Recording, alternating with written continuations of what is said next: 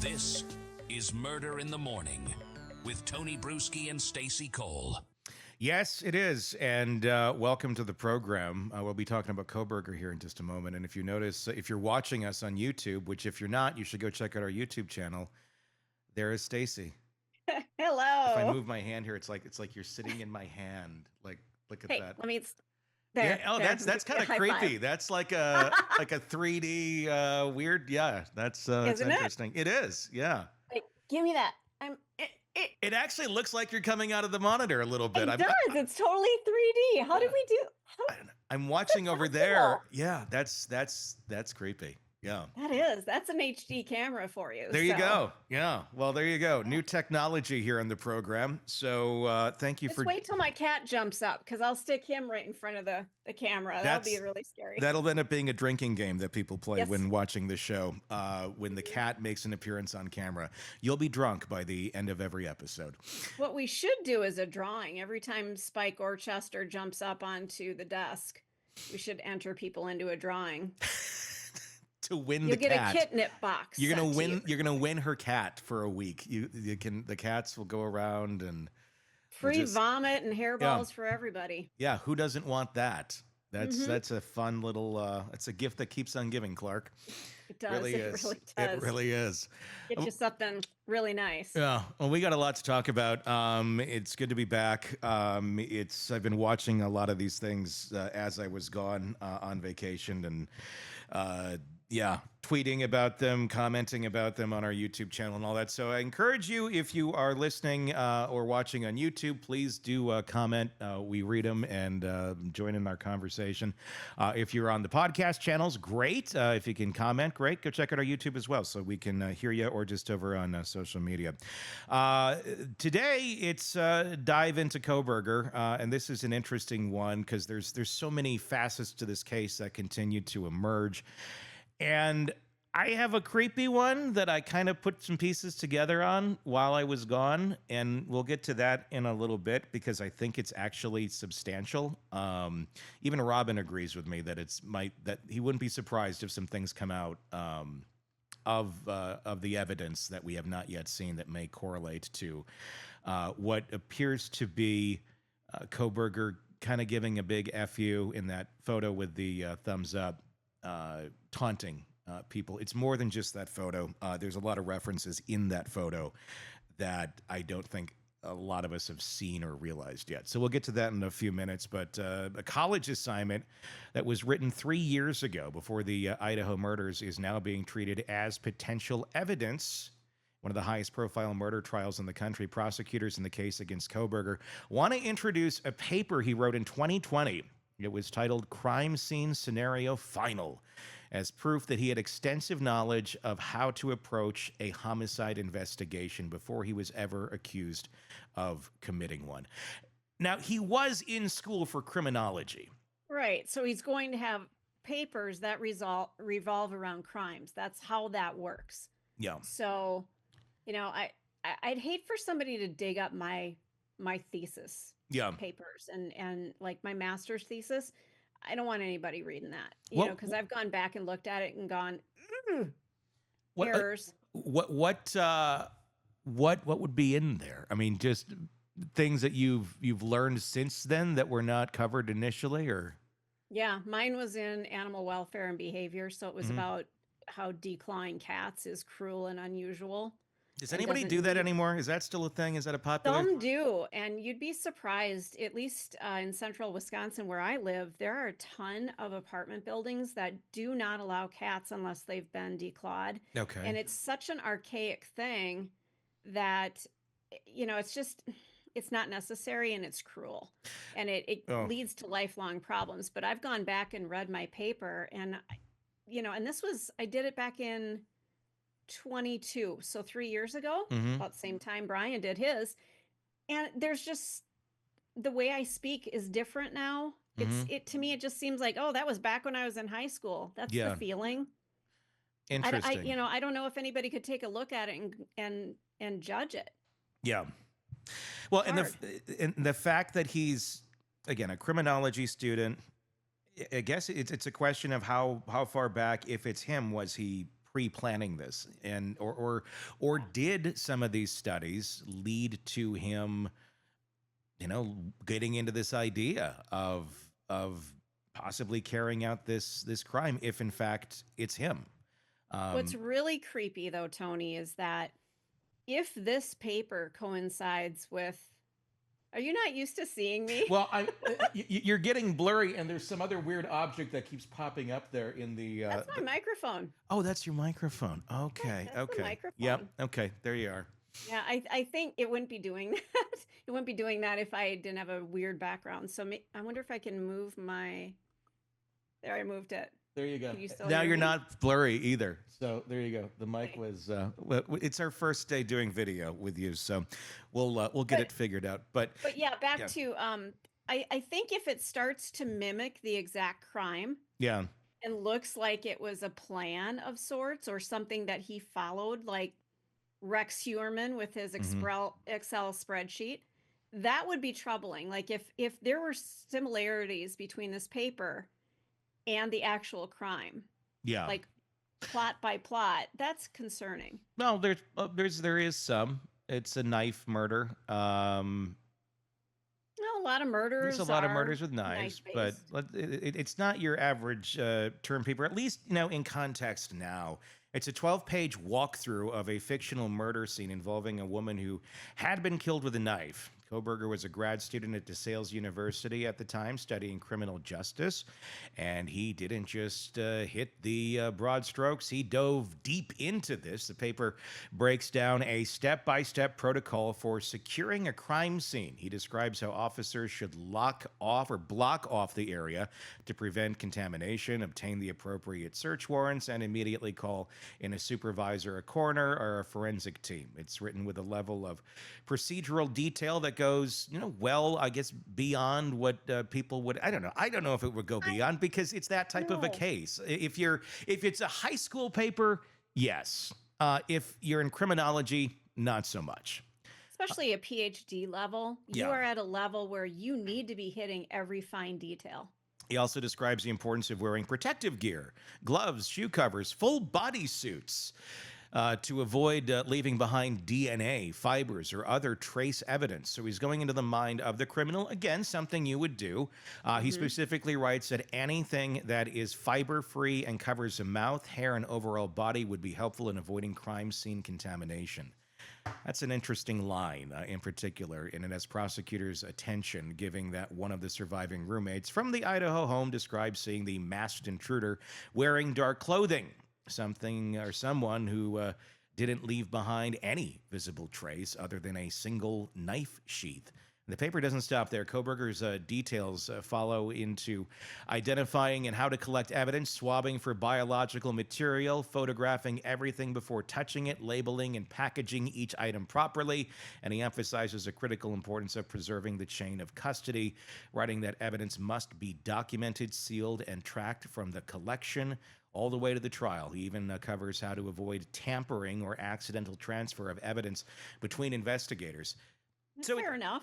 He sounds like he had a pretty good knowledge of, what you should and should not do from a educational standpoint, or from but not not necessarily from a having experienced it standpoint yet. But, considering the sheath is the only thing that was left behind, and had that sheath not been left behind, he really would have evaded detection, I think, for quite a while, until they zeroed in on that car, if they could have ever figured out, who that was without the genetic, the IgG DNA. But maybe almost the perfect crime. I don't know. There's a lot of things that, as you dissect this more, you start seeing, oh, that didn't work out as planned.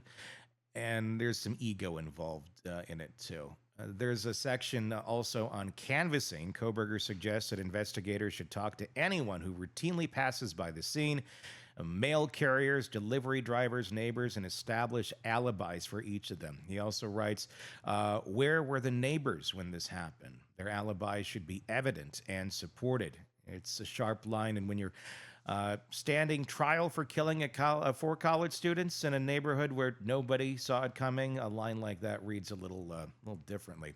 Prosecutors say the paper illustrates a mind that wasn't just educated in theory, but highly attuned to the real-world mechanics of crime scene control and investigative protocol. They're not saying this document is a confession, but they are framing it as part of a larger pattern. And alongside that pattern, they're placing another seemingly minor but potentially telling piece of evidence, a receipt for the black mask. Now, I got to ask you this question because I've been seeing the term here, the Balaclava. How the hell do you say that? I'm saying baklava. Balaclava. Why? Yes. What is... It's something that I think it's a Norwegian. Okay. I could be wrong. Feel free to correct me. Everybody loves to do that. So just let me know. But it's basically, I think it goes over the head and comes around the face and down. So it covers everything but your face.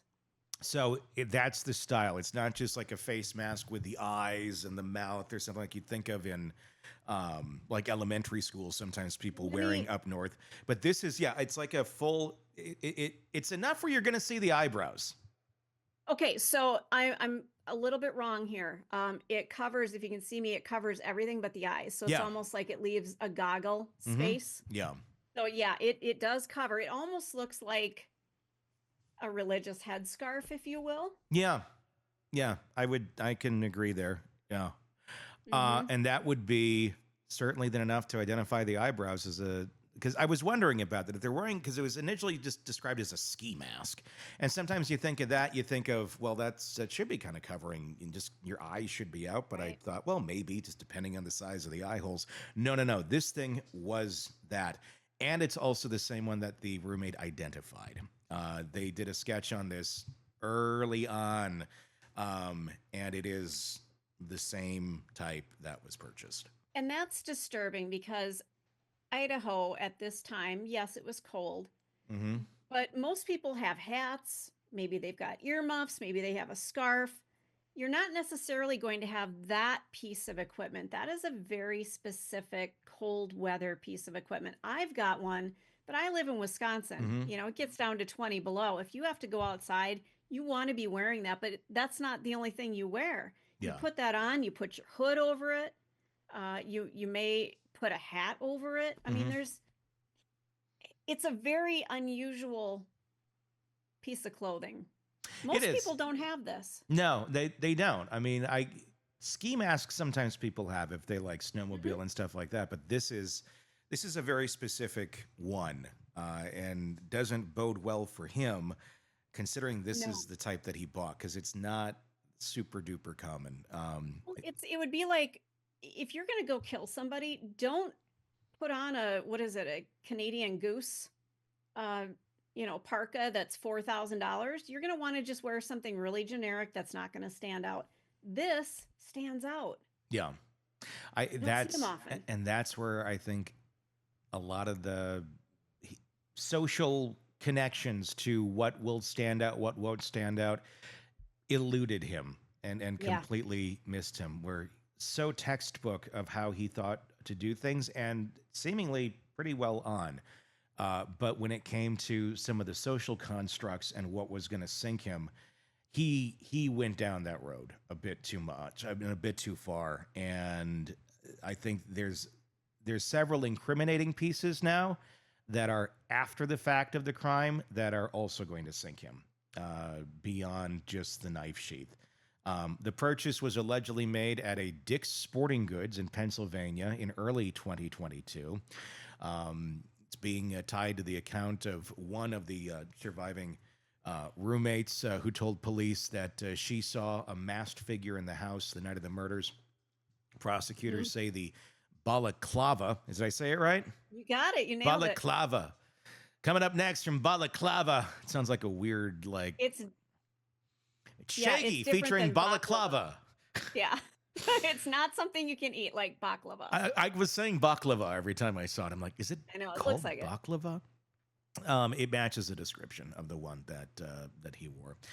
So you got the DNA on the knife sheath and Kohberger's own background in criminology. And the state is trying to paint that picture of somehow someone who just knew how to do it, had the experience, and happened to buy the objects and the things that were used in the crime. So it's getting interesting. The defense is trying to push back. They're expected to argue that introducing school paper as evidence in a capital crime is inflammatory, irrelevant, and designed to prejudice the jury. Same people who say he likes to look at the stars on a foggy, cloudy night. They likely will challenge, obviously, the Balaclava and, well, anything, I'm sure, noting that purchasing cold weather gear in Pennsylvania isn't exactly suspicious in January. No, it's not. But if you happen to be identified wearing it at the crime scene, yeah. I also want to point something out. I think when you purchase almost anything, let's say I bought boxing gloves 2 weeks ago. Mm-hmm. I got them from Dick's Sporting Good, and I have like their rewards membership thing, free of charge, but it tracks every purchase. Yeah. I don't know that you can go anywhere and not have your stuff tracked. No.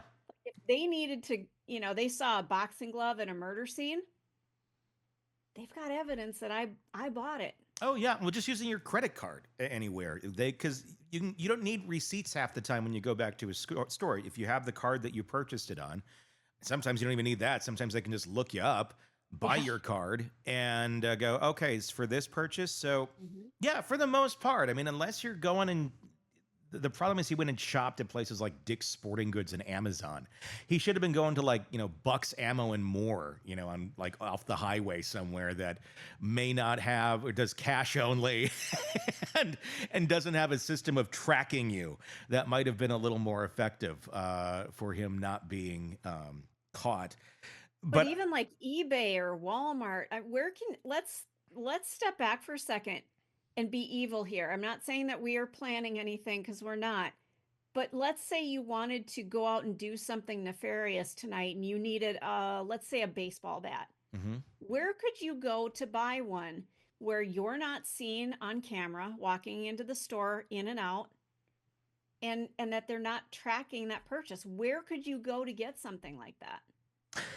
I have a very quick answer to this, and it's not that because I'm going to go beat somebody with a baseball bat tonight, or have been planning to do that ever in my life. You could do it through, well, again, this could be tracked in digital history, so I might be wrong. I was going to say like Craigslist. They could subpoena those records. Yeah. Unless you found a way to arrange for that on something else, and didn't have an account, you didn't keep the device that you arranged for that on. I mean, again, there'd be ways, but it wouldn't just be, you couldn't just do it on your normal computer. You couldn't just do it on your regular phone, because that could all be traced. A garage sale. However, the Ring cameras might be picking you up as, maybe it's a weird baseball bat and somebody goes, I sold that to somebody on such and such a day at my garage sale. Yeah. And they pick you up on the Ring. I mean, everywhere you go, anything you do is being tracked. Yeah. 1984, baby. Yeah. I mean, it really, it has been for quite a while. But beyond the balaclava and beyond the knife that was bought, the interesting part to me is these things were bought so far in advance. The balaclava about a year before the murders, the knife sheath and the knife and the sharpener about 6 months before, roughly. I'm sure the prosecution is going to go, that doesn't show intent. That shows he got some stuff 6 months ago and a year ago. I guess it can be argued, but at the same point, too, maybe these purchases were not necessarily, and you don't have to prove intent with the purchase. Right. If you just happen to have the supplies around the house, you'd probably just use the supplies around the house. You wouldn't necessarily need to go and buy something out of the ordinary if you already happen to have it. What if he was thrifty and didn't care to spend more money for his extravagant alleged crime? What if he went, what do I have around here that would work for that? Yeah, and that sounds like what he did. College student. Does he have a lot of money? And if you already have exactly what you think you need, why would you not? I mean, it's like, if you're it's a lot simpler, but making dinner. If you got the stuff around the house and you can whip up dinner, you do it. You don't have to go to the grocery store, at that moment in time to go get stuff. It's just there. The other element to this is really creepy to me that we've been looking at is the messaging. The Papa Rogers, remember Papa Rogers back in the day? And all of the messaging online, and I'm working on a piece on that right now. Papa Rogers was the alter ego, allegedly, of Kohberger. We don't really know. We don't really know if that was ever him for sure. That's never been completely, weeded out, but he was posting a lot of things that no one had knowledge of at the time, and then kind of just disappeared. That's over here you can see, and look how similar these two folks are in looks with Kohberger and Papa Rogers. Pretty striking. And look at the ear. Yeah, and the Papa Rogers had a lot of knowledge of the knife sheath and all sorts of things. He called when people started calling out the Elantra, then he stuck back on that and said, that's a red herring, because he's probably like, oh, shit. Shit. People are catching on to this. If it's him. But what I find striking about this is if this isn't him, if it's not Kohberger that was behind that profile, how the hell did that specific profile look so much like him and also have so much knowledge of the crime? If it was just like a cat in the profile or something, like putting stuff out there, be like, that's pretty creepy, but you're like, oh, that is what makes it even creepier. I feel like there's a lot with Kohberger where he is putting things out there to taunt the public because he thinks he's smarter than the rest of the room. He thinks that, he's been made fun of a lot of his life. He obviously doesn't do very good with humans or women. And just from hearing how he interacts with people, I'm sure he's been called many names in his life, probably psycho a few times. And, well, what's the other nod you can make if you're being called psycho and you think that you have outsmarted the rest of the room? Well, how about this? Take a picture in your shower the day after the crimes, in the morning, and he's not even taking a shower. He's just standing there. He's got the thumbs up picture. I'm just going to pull the big one up here. That one, the big old thumbs up picture in the shower, and we see the shower head as well, and the curtain bar. We can't tell if there's a curtain there, if it's just the edge of the shower. So you got two things going on there. Two different references, I think, are being made in this. And I don't think I'm going like off the rails here and coming up with this weird shit. I think it's weird shit, but I don't think it's something weird that you're coming up with. I think it's disturbing. I think it's, I can't tell you. And we talked about this before you went on vacation. I don't take selfies, with a thumbs up. What's the purpose of doing that? Why are you doing that? What are you putting out there? Yeah. What's the purpose? And that picture has always been creepy. Well, since we've known about it about 2 weeks ago. What we see, if you're listening, the photo that he took, he's wearing a very, very tight buttoned up white shirt to like almost an extreme. It looks weirdly uncomfortable. And it just looks weird. I don't think anybody wears a shirt quite like that. And he's looking genuinely happy, giving a big thumbs up in the photo, and very, his hair is, looks kind of slicked back. It looks like he's, been cleaned up a bit. Then next to it, I have on this image, American Psycho, and images of the Psycho in American Psycho wearing a white, very tightly buttoned up, it's like a smock or something that he was wearing in the movie, so he could undress from it and not be caught with any of the blood or anything on him. Looks like a raincoat. Yeah, I am wondering if that's another one of the part of the cues that he took here, and he's mocking everyone with this photo because it looks so much like the one in the movie. You can also correlate the movie Psycho as well, because he's in his bathroom. He's in front of a shower. What's Psycho? What's that shower scene like? And who does Bryan Kohberger remind you of? And who has he reminded you of from day one? Norman Bates. Ooh. I think he sees himself as these characters, these people, and he sees himself just being the smartest in the room, being smarter than everybody. And that's what that photo was. That was a big F you to everybody saying. And then he goes to Costco and Albertsons.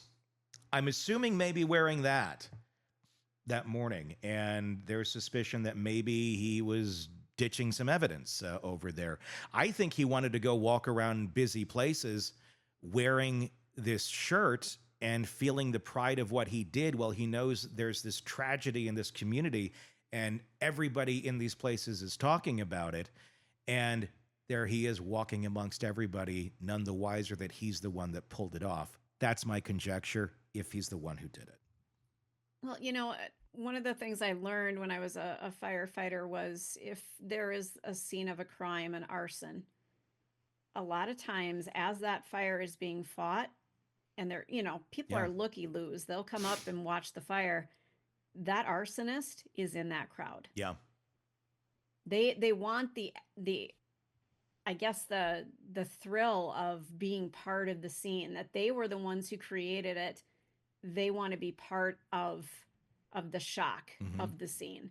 And that has that same feel. Like, I'm going to go out in the community and everybody is just chattering about this horrific thing that happened. And he's just, you know, allegedly taking it in. That's what I think was happening. It's very possible. All conjecture, but the pieces are lining up. I have to watch American Psycho. I haven't seen it in forever. I don't, other than he's a murderer, I don't remember much of the plot line. Do you remember much of it? I can't say I do. I want to review that because I'm wondering if there's more correlations in that that we haven't caught on to yet. So, and again, it's not uncommon. I had a big conversation with Siobhan Scott about this today, a psychotherapist and author, contributor to our show, and you'll see it here on the channel this week. It's very, very common for serial killers. I mean, she wrote a book on it to have those certain people that they mimic or they look up to, and I'm wondering if Kohberger, you know, was looking up to these fictionalized characters and probably some real ones too.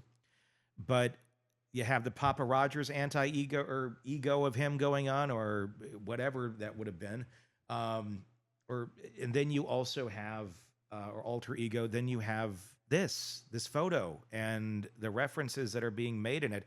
He, I think, was out there just living it up and feeling like, I'm not going to be caught on this, until people started catching on. And then once that Hyundai Elantra thing was put out there on the message boards, and he's like, it's a red herring if it's him.